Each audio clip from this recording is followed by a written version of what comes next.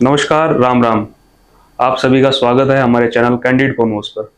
आज हमारा पहला शो है, तो हमारे साथ हैं चिराग भाई, यंगेस्ट डायरेक्टर हैं। ये टैग सुन ये टैग डेजिग्नेशन सुन बोड़ा हो लिया मैं। भाई एक रिवॉल्यूशन ले गए हो आप, मतलब 21 साल की एज में लट गाड़ दिया।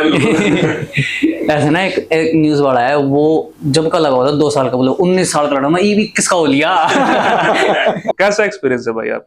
मेरा भाई अभी तक का तो इंडस्ट्री में तो बहुत बढ़िया रहा। अच्छा। कुछ टांग खींचने वाले होते हैं, वो होने भी चाहिए। रिश्तेदार तो रिश्तेदार तो एक अलग है, कुछ रिश्तेदार कुछ तो भाई क्रिकेट स्टार से डायरेक्शन लाइन कैसे? मैं ना हकीकत में मैंने आज तक किसी को बताया नहीं है, मैं हकीकत में ना क्रिकेटर बनना चाहता था। मेरा बचपन से ही भाई आपका लुक भी ईशांत शर्मा ऐसा मतलब सिमिलर है। एक एक्टिंग का कीड़ा था शुरुआत से, क्योंकि फिल्में वगैरह देखने का बड़ा शौक था, है ना। टीवी वगैरह पे पहले उस पर आती थी, तो वो देखने का बड़ा शौक था। पेन ड्राइव वगैरह में डलवा के ले आए, देख ली। और मेरा ना मेन फोकस था स्पोर्ट्स में, क्योंकि पढ़ाई में एक होते हैं ना 90-100 वाले बच्चे, फिर आते हैं 60-70 वाले, ठीक है, फिर आ जाते हैं 35-40 वाले। मैं 33 वाला था, ठीक है। मैं वो हम मार्जिन वाला, कि अगर गलती से एक स्ट्राइक हटी तो मेरा बोल्ड हो जाएगा। नाम मैं खुद का लिखाता था, बाकी नकल से होती थी। तो पढ़ाई में मैं शुरुआत से बड़ा कमजोर था, ये हकीकत है। मैं पढ़ाई में बड़ा कमजोर था, मतलब मैं उतना इंटेलिजेंट बनना चाहता था जितना मेरे रिश्तेदारों को लगता था कि मैं हूँ। वो बन गए वहां पे। वो हनुमान जी की दया है। तो मैं बनना चाहता शुरुआत से क्रिकेटर, धीरे धीरे करके, मतलब आसपास में जैसे गली वगैरह में, मोहल्ले में खेला करते हैं। अब गलियों में भी क्या होता है ना, कि 3-4 अंकल होते हैं जिन्हें और कोई नहीं लेना देना। उन्हें नू लगे कि भाई इसके बैट पे बॉल लगेगी ना तो दुनिया की कोई सी गाड़ी कौन लगे, मेरी गाड़ी के लगेंगे आगे। मेरे शीशे टूटने। सही बात है, उसके घर के शीशे टूटने हैं। तो गली में खेलने का मौका नहीं मिला, फिर कहीं पे जाके कोई एकेडमी ज्वाइन की। अब वहां पे एकेडमी ज्वाइन की तो भाई फिर घर वालों को एक सीधा था कि भाई स्पोर्ट्स करना है कर, पर तेरी पढ़ाई नहीं मिस होनी चाहिए, है ना। क्योंकि और हर एक मिडिल क्लास का रहता है कि भाई, मतलब वही बात है कि आप घर वाले भी बोलते, बोले यार तू क्रिकेटर तो ठीक है, रिश्तेदार पूछेंगे तो क्या बोलेगा, वो तो क्रिकेटर बोलेगा तो ये बोलेगा नौकरी क्या करता है ना। बिल्कुल बिल्कुल। और मेरे फादर जो है वो ऑटोमोबाइल इंजीनियर है, उनकी वर्कशॉप वगैरह थी। तो ऐसा कुछ नहीं था कि भाई हम मतलब घर से बड़े यूं अमीर हैं या कुछ है।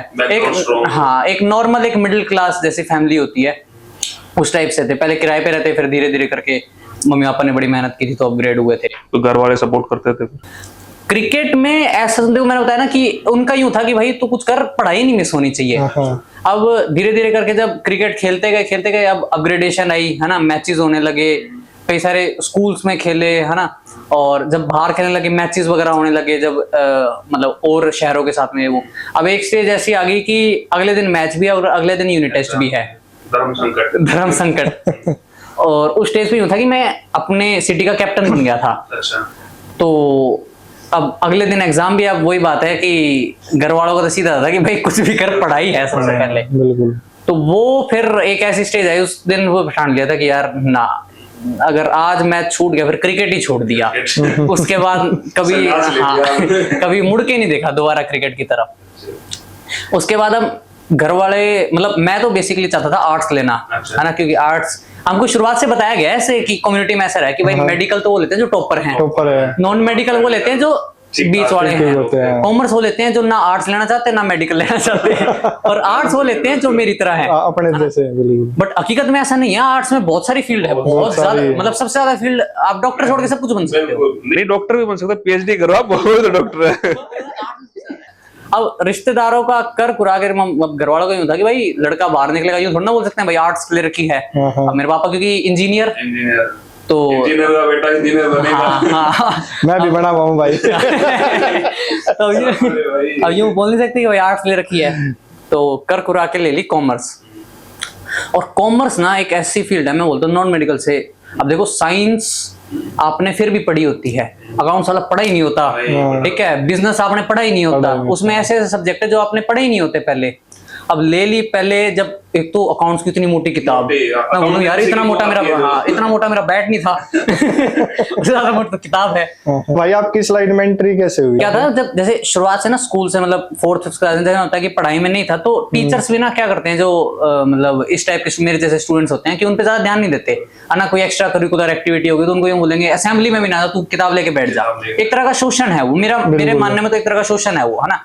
अगर आप बच्चे को इतना बॉन्ड कर दोगे ना, तो मेरी तो मेंटेलिटी होती कि यार जब इतना कर ही रहे तो ये कर ही लो फिर जब इतना हो रहा है तो थोड़ा और सहन कर लेंगे, कर ही लो। एक माइंड भी वो हो जाता है बच्चे का, है ना।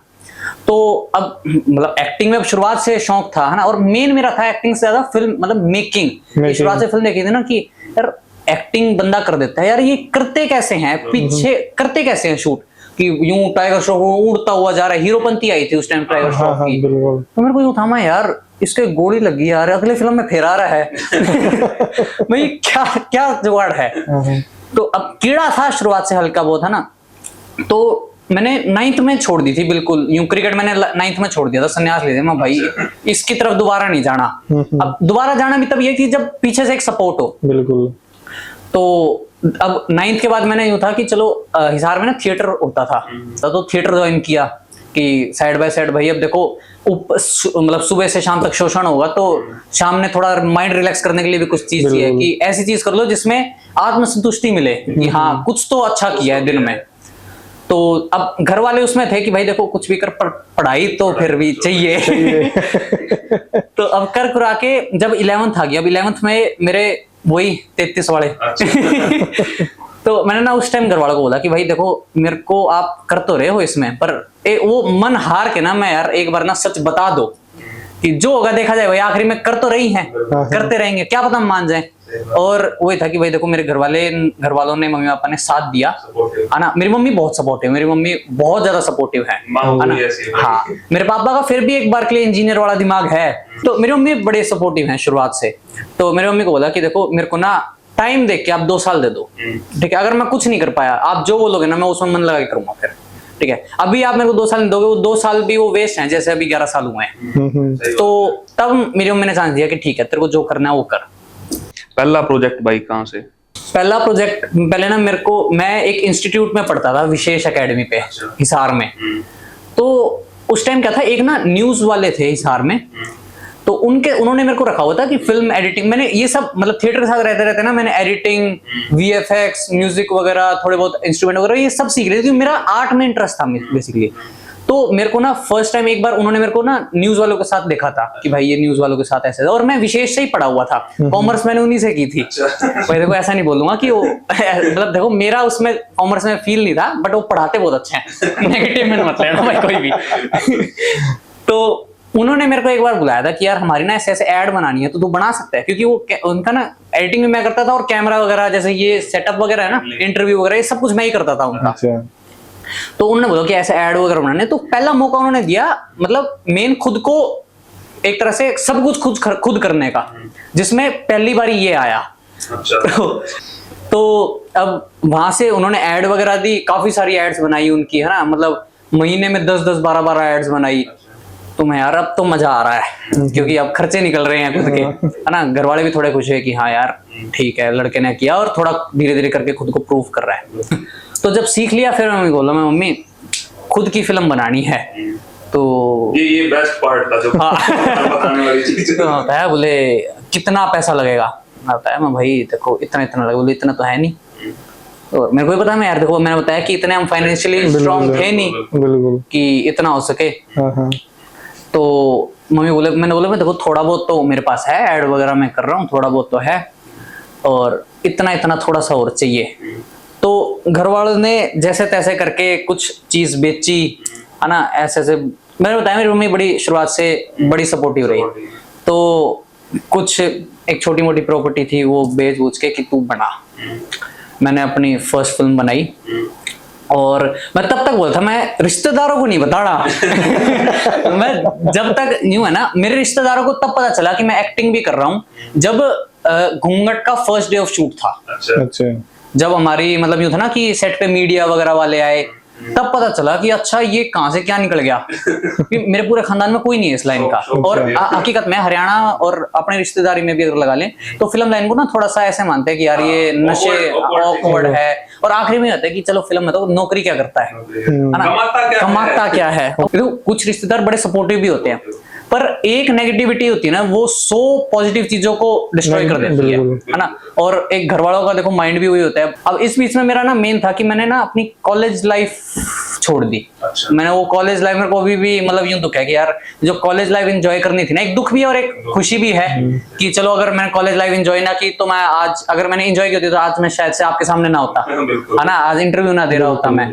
तो फिर हमने फर्स्ट फिल्म बनाई घूंघट, खुद की प्रोडक्शन से खुद प्रोड्यूस करके। सतवीर बैरागी जी हैं राइटर, जो कि मतलब मेरे को एक फिल्म के सेट पे मिले थे जिसमें मैं सीख रहा था ऐसे धीरे धीरे। तो उन्होंने तब कहानी सुनाई थी, प्रोस्टिट्यूट्स के ऊपर कहानी थी वो, और बड़ी प्यारी कहानी थी वो, हमने बनाई, बहुत ही प्यारी तरीके से बनी। उसके बाद फिर स्टेज ऐप है उन्होंने परचेज कर ली थी। तब थोड़ा घर वालों को आ गया मतलब 98-99% कॉन्फिडेंस कि भाई लड़का कर जाएगा, कुछ ना कुछ करेगा क्योंकि मतलब मेरे को मेन यूं था कि यार बंद तो गई, अब इसको पैसा तो लगा हुआ है, थिएटर्स में रिलीज करने का पैसा है नहीं ना, थिएटर्स में मेरे को कोई जानता कि भाई मेरे मुंह पे कोई देखने आए, इसको ओटीटी को ही देना पड़ेगा।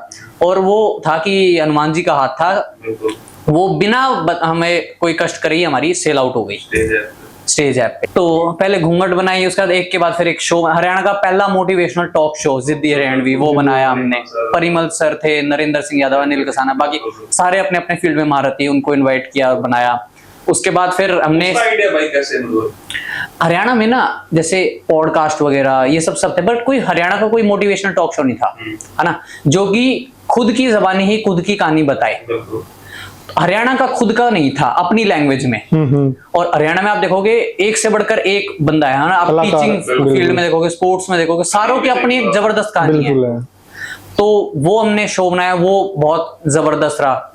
उसके बाद फिर हमने स्कैम बनाई, मतलब अब जब घूंघट हो गई है तो अब ये था कि एक स्टेप अप लेना है, बैक नहीं लेना। उसके बाद फिर स्कैम बनाई। स्कैम में विश्वास चौहान भाई हैं जो कि ग्रेट इंडियन लाफ्टर चैलेंज के फाइनलिस्ट रहे, है ना, हरिओम भाई साहब हैं जो अभी जवान आई है शाहरुख खान की, उसके अंदर हैं, और बड़े RRR की कास्टिंग की भाई साहब ने, और सेंसर बोर्ड के मेंबर भी हैं। तो बड़े बड़े स्टार्स भी, और बड़ी मेहनत से इसमें लगा बहुत सारा पैसा।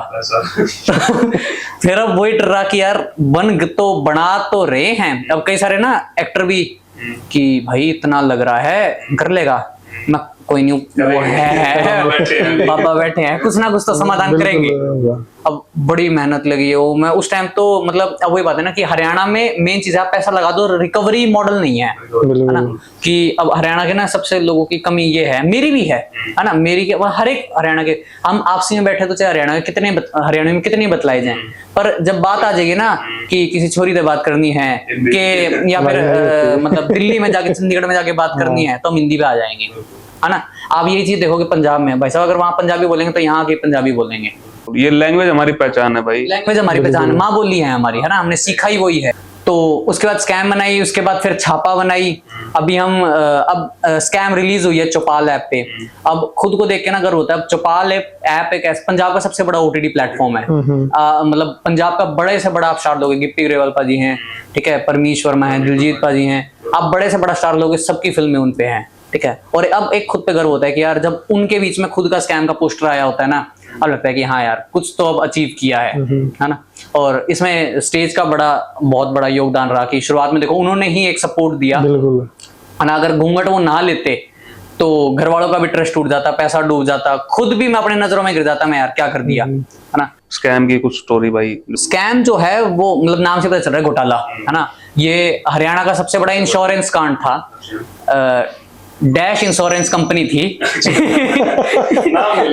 जीवन बीमा कंपनी थी, इंग्लिश में ट्रांसलेट कर लेना देखो। तो उसका एक बड़ा स्कैम था। अब क्या होता था ना इसमें कि मान लो मेरे को कुछ होने वाला है, तो अब मीडियोकर क्या करते थे कि मेरे घर वालों से बात कर लेंगे, जी आपने बेराई है, इनका कुछ होगा नहीं, ये वो आपने पैसे मिल जाएंगे, बीमा करवा लो, ये वो। बाद में मैं मर गया तो मेरी लाश को क्या ट्रक के आगे फेंक देते थे और ऊपर चढ़ा के दिखाते थे भाई एक्सीडेंट है ना। और बाद में क्या होता है, परिवार को भी पैसा नहीं मिलता था। अब परिवार भी क्या केस कर नहीं सकता क्योंकि वो खुद फ्रॉड में फंसा हुआ है ना। तो ये एक बहुत बड़ा 52,000 करोड़ का ये स्कैम था। हरियाणा में शुरू हुआ था, पूरे भारत में फैला था और आखिरी में हिसार में, मतलब जिस सिटी में मैं रहता हूँ उसी में ही पकड़ा गया था। तो मेरे एक नॉन है जो कि उस कंपनी में तो नहीं है, किसी और कंपनी में, तो उनके मैंने मुंह से सुना था कि ऐसे ऐसे था। फिर उस पर थोड़ी रिसर्च की, उसके बाद फिर सतवीर बैरागी हैं जिन्होंने घूंघट भी लिखी थी, वो राइटर थे, उनके साथ थोड़ा कंसल्ट किया कि ऐसे ऐसे ये है। फिर उन्होंने पूरी कहानी बिल्ड की, फिर स्क्रिप्ट बनाई और उसके बाद फिर स्कैम बनी। चिराग भाई, आपके द्वारा किए गए स्कैम के लिए आपको बहुत बहुत बधाई। आप ये रील वाला से चलाओगे काट काट के।